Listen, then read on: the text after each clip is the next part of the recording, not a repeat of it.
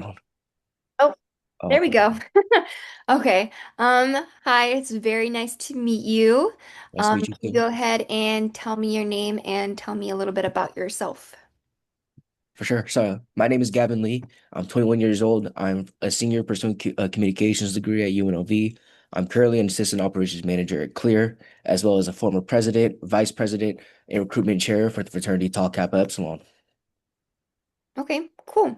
I'm just gonna kind of ask you a couple questions for this interview. The next question being, what are your short-term and long-term career goals for the future? All right, yeah. So, my short-term visions include graduating within the next year, as well as finding an internship or full-time position somewhere that lets me have the ability to grow within the company. My long-term goal with that would be for me to level up within the company and become a leader who's able to share the motivation to win, the same vision and expectations for not only myself, but the whole team as well. As you can see in my resume, everywhere I've been able to work myself up within a year, year and a half, sometimes two. So that's what I'd love to do at my next endeavor. Good, yeah, I like that answer. Kind of moving on to the next question. What made you want to specifically choose the new job or career that you picked? Yeah, so honestly, I just want something new, exciting, and something I can look forward to doing every opportunity I get. I've enjoyed every experience I had with Allo as a shopper. And I'd love to be able to give that back and serve the company well, being on the other side of it as the hospitality, as the customer service person. Yeah. I take pride in treating customers well, no matter who it is, giving them the best experience possible, and possibly even making their day with my interaction. It really makes me happy and keeps me motivated to keep up such a high level of customer service skills. Well, good. I'm glad that you were able to experience that, and now that's kind of how you want to have other guests feel. So kind of moving into another question, can you kind of tell me about some of your greatest strengths and weaknesses? For sure. So I would say my greatest strength is that I feel like I'm able to work in any environment, do any role or multiple roles at the same time with the multitasking, Yeah. and have fun with it as well. That's like the most important thing to me is making sure I'm having fun while I'm doing my work, as well as being reliable, responsible, as somebody who can lead the team and keep the morale high. I believe all of that really just stems from wanting to succeed and doing what's best for the company to be able to win. My weakness, I would say, is I have a trouble saying no, which can lead to me taking too many things on at once Hmm. and then eventually burnout. But I feel like I've been able to work on that and utilize my conflict management skills. I want to add on a little to that by Yeah. saying like I wouldn't say my burnout level is really low. I feel like I could take on a lot of things at once, and I have taken a lot of things on at once for a long time. It just really gets more burnout for me if it's something for so long and Yeah. it's Yeah. just very consistent and nothing's getting improved on it, I would say. But I Okay. would say I have a pretty good trying to think of the word for it. Endurance for it, maybe. Good. Yeah. Okay. I'm glad that you're kind of like self-aware and like like that's something that you do want to work on because you've seen it already kind of happening. Kind of moving on to one of the next questions. Can you tell me who your biggest role model is and why? Yeah, for sure. So my biggest role model to me is my fraternity's former president, the one before me, Joey Yeager. Joey is the one who really believed in me and saw my passion and motivation to be a leader within the fraternity. He's the one who gave me all my opportunities and chances to make myself better when everyone else in our chapter kind of viewed me as a joke or somebody who wouldn't be in the positions I ended up being in, especially in the time I did it in as well. Um, but obviously, I proved all those stigmas wrong about me and have shown that I'm capable of not only in my fraternity, but in my career too, and I give all my thanks to Joey for that. Okay. Well, I'm glad that Joey was able to do that for you. Kind of going back into why we're here for this interview. Can you tell me why we should hire you at Outlook? Yeah, yeah, for sure. So you should hire me because you'll be getting a man who is hungry and willing to do everything it takes for Allo to win.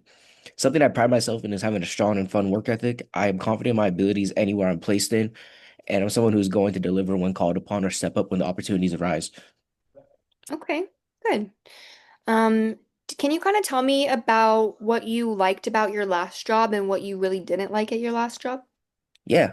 So what I liked most about my last job was just the environment it was in, which is the stadiums and Mhm. the fan environment, no matter if it was a concert, fights, sports events, no matter what it was. I loved being in that atmosphere, Yeah. seeing people with such a passion for what they want to go see. And I just loved that environment of it. Working in sports is always a dream of mine, and I had the opportunity to do so here and there with a couple opportunities. Mhm. I love being in the environment of surrounding fans, whether for, like I said, for sports or music. Um, I made me feel important doing what I did for Clear, prioritizing them, letting them have opportunity to use us at the stadiums and the venues. Hmm. One thing I did dislike about my job was just the lack of opportunities that were to work. At most, I'd maybe work 8 to 12 hours a week. Yeah. So just because of how the schedule was for the stadiums, we were contracted at. That's all it was. So right now I'm just looking for something that's a lot more consistent, and something I have to keep myself busy rather than sitting Yeah. around waiting a week or two for an event, maybe because the team that's at the venue's on a road trip or Mhm. stuff like that. Okay. Um, kind of, staying on the work side of things, can you tell me about your last supervisor? Yeah, so my last supervisor was Oscar Felix. Oscar was like the man to me. He's very similar to Joey and Hmm. how I view him as like a role model. He gave me tons of opportunities and gave me my path to be able to get promoted at Clear. Oscar was in charge of taking over all of the West Coast markets for Clear, but he was able to utilize me to manage the Las Vegas market because he trusted me and saw the results I gave him. Oscar's a ton of management experience, and I love picking his brain on it and just soaking information in like a sponge. He would be the guy, like I was like the model guy at Clear to like when we brought new hires on, Hmm. like you're gonna train under Gavin. Gavin's gonna teach you what to do because he does it right and he has fun doing it. And I was able to do that with the three new people we brought on Hmm. um recently, and one of them actually got employee of the month 1 month into his tenure. Oh, So wow. Yeah, and that that's was because I was able to train him and just teach him the culture and like what to do and what not to do basically, and just lead him in the best way possible. good. Yeah. I'm glad that you were able to do that as an employee and kind of move him up there. Can you kind of tell me and describe a situation where you had to collaborate with a difficult colleague? Yeah, so I've had to collaborate with a bunch of different personalities within my fraternity. Hmm. I believe that this is what I believe in is that whatever the highest order of power wants, so let's say I'm the president, Hmm. but there's someone below me in my executive board that doesn't agree with me, I believe we should do what I want to do. And then vice versa. I'm the vice president now. I don't always agree with our current president, but at the end of the day, he's the president. If he's willing to take this risk or willing to try this out, I'm going to back you. I'm going to support you, regardless of how I feel about it. I think it's important to have conversations with the people, like just it's important to share your point of view on it, but doesn't mean I should force him to do something that he ultimately doesn't want to do. Yeah. Um, and I also believe that some people don't always agree with that, and it leads to tension and heated arguments. But I've learned from those experiences personally that it's best to just kind of pick and choose your battles with it. I know it doesn't sound best, but I know if I'm not the one in charge, I'm not going to push for something against the person who's in charge's wishes.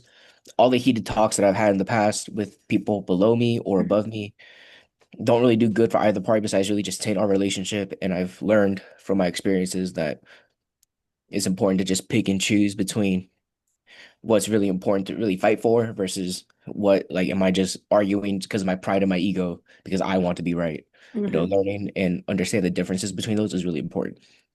And Good. I feel like I've learned that. Yeah, I'm glad that you've learned that. It is very important to kind of differentiate this too. Kind of straying away, I'm pretty sure this is one of the icebreaker questions that we got. If you were an underwater sea creature, what would you be and why? I would 100% be a shark. Sharks are hungry and aggressive with their goals, just like me. Hmm. You're not going to succeed in life by just swimming around hoping for the right fish to come by and just eat it. You got to attack it and be passionate with what you want. All my best achievements and accomplishments have stemmed from me going out there and getting it myself. None of it ever just came to my table. No opportunity I've had in the past has been like, oh, look what happened now. I've Hmm. always pushed myself and put myself forward and put my arm up and put my name in the pot. And I feel like to be successful, you need to do that and you need to show some type of aggressiveness or assertiveness in that sense of being like, I want to be the guy. I want to know how to be the guy. What do I need to do to become the guy, right? And Yeah. I feel like I've done that very well. So I believe just being persistent and staying aggressive with what you want will get you where you want to be.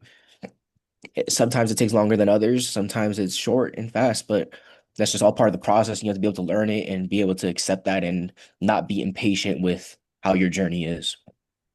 Good. I feel like that's definitely a life lesson to kind of really take in.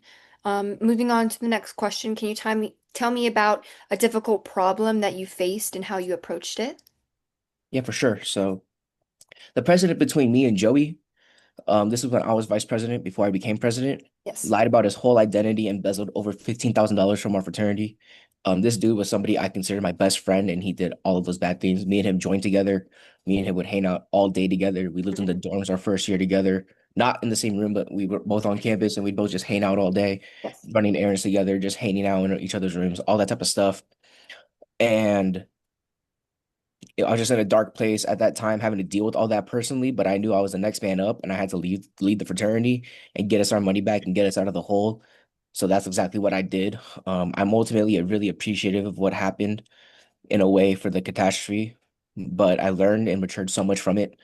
I think that forced me to kind of not, I wouldn't say grow up necessarily, but to realize, not everything's always sunshine and rainbows. There's even the people that you think you could trust the most can do something really shady and really bad. And it's up to you if you're the one next in line to step up and take initiative on that situation and be the one to get out of it. I can't just sit around and mope and cry about it like everyone else is because, I'm the one who is now the one who has to take care of it. It's my problem now. So being able to deal with that and get us out of that was really Yeah. important to me. And I felt very accomplished doing that, even though I know there's never any title or anything to show that I did that. Mhm. No one I did that though, and the recognition I got from everybody else after it was what meant a lot to me. I mean, good. It's an unfortunate situation that that's how you kind of had to step up, but I'm glad that you were able to. And I mean, you shouldn't have had to, but the fact that you did, especially since you knew it was going to like become a part of you and a part of your fraternity, I credit you for that. I recognize you. Thank you. So yeah, absolutely. I think it's a great thing that you did. It just kind of leads me up into the next question. Can you kind of de describe a situation where you had to take initiative? Yeah, for sure. So I'll keep this one pretty work related. Yeah. Clear's metric team in San Francisco is ranked one of the bottom three in the nation for all their metrics Hmm. in the quarter. I got sent out there to work for them for about a week and a half Hmm. and help them build their metrics up. And by the end of the quarter, they were ranked top three in the nation.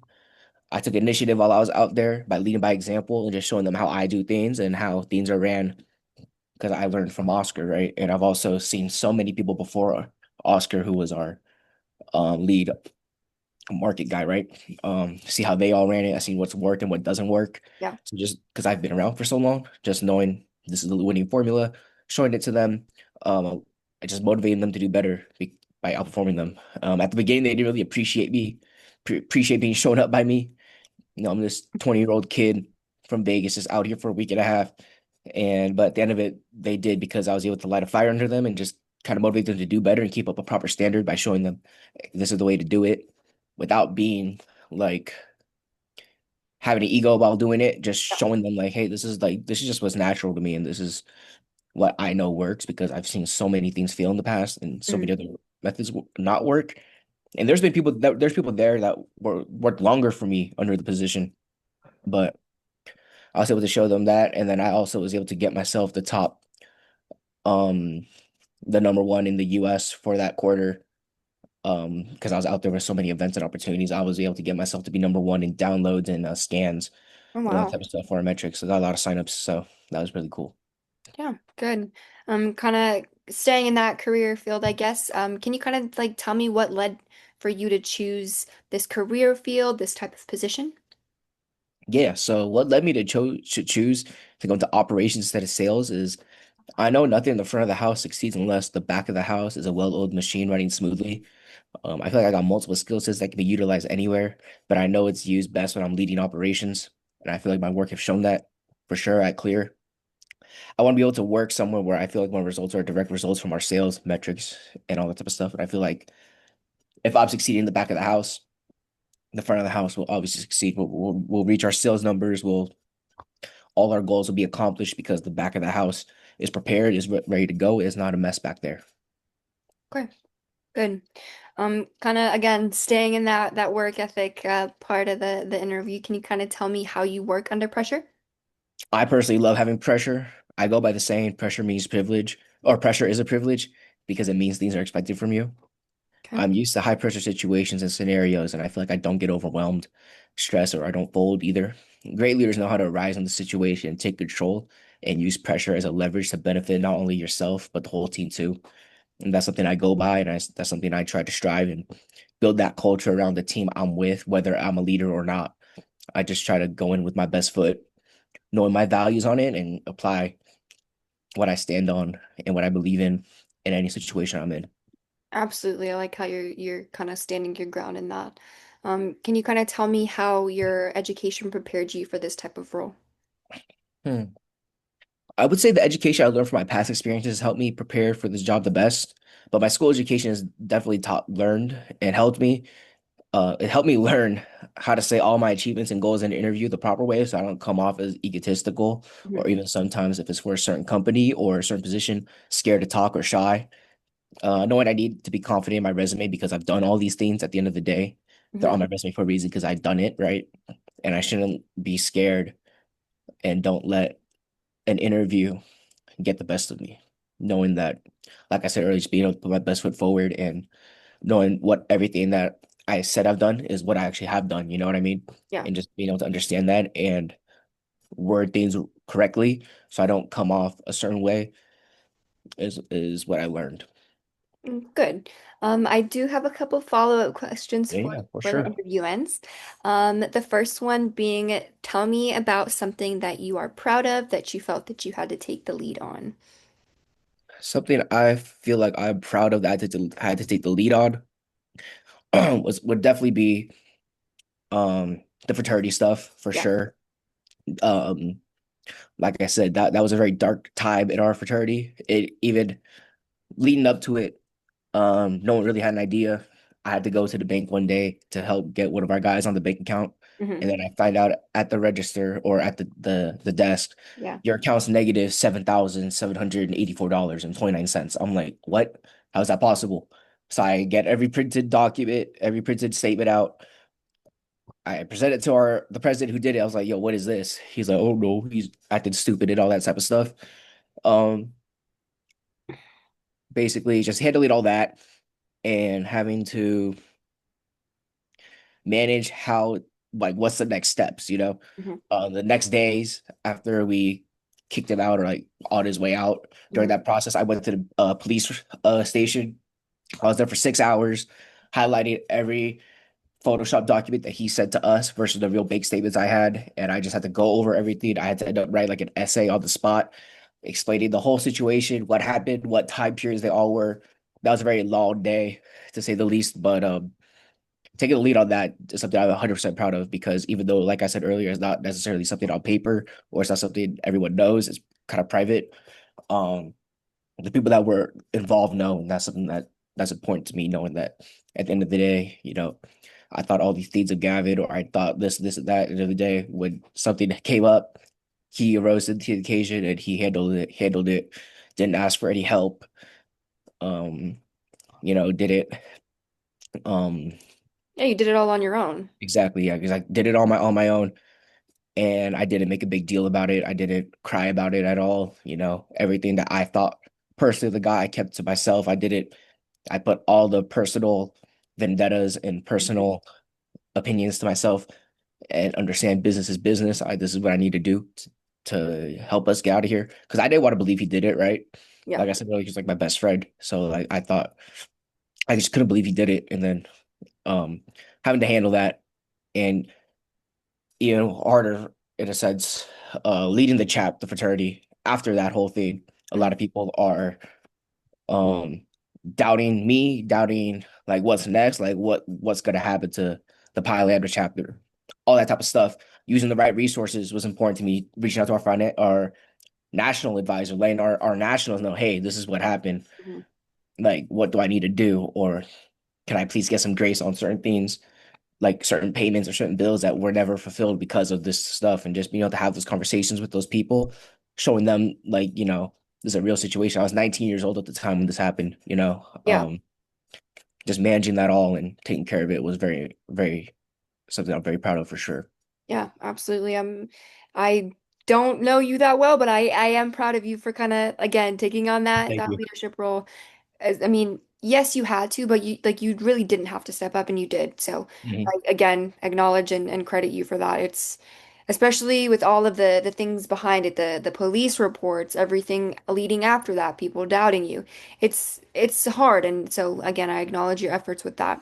Yeah, and Yeah, being able to just keep everybody motivated in the fraternity while doing it. A lot of people want to leave. A lot of people didn't want to pay up because they didn't trust what yeah, happened, whether regardless if it was me or not, just because of the situation. They trusted him, and that's what he did. Like, was to say you could trust me and do it. You know what I mean? I yeah, didn't take any of those personal. I understood the situations. I was like, I would never do that. I didn't do it, but um, being able to keep everybody motivated and have everyone else keep fighting like how I did was what I had to figure out and navigate, and that's exactly what I did. So I'm very proud of that. No one left the fraternity besides the people graduating yeah, after that whole thing happened.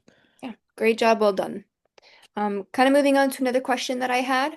I wanted to kind of know how you handle disagreements within the team that you're working on or working with.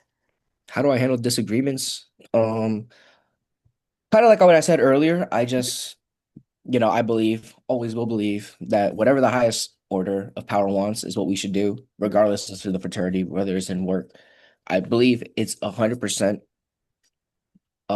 okay and encouraged that people should have new ideas and new thoughts of how things are processed or how we should approach certain things. I 100% am on board with that.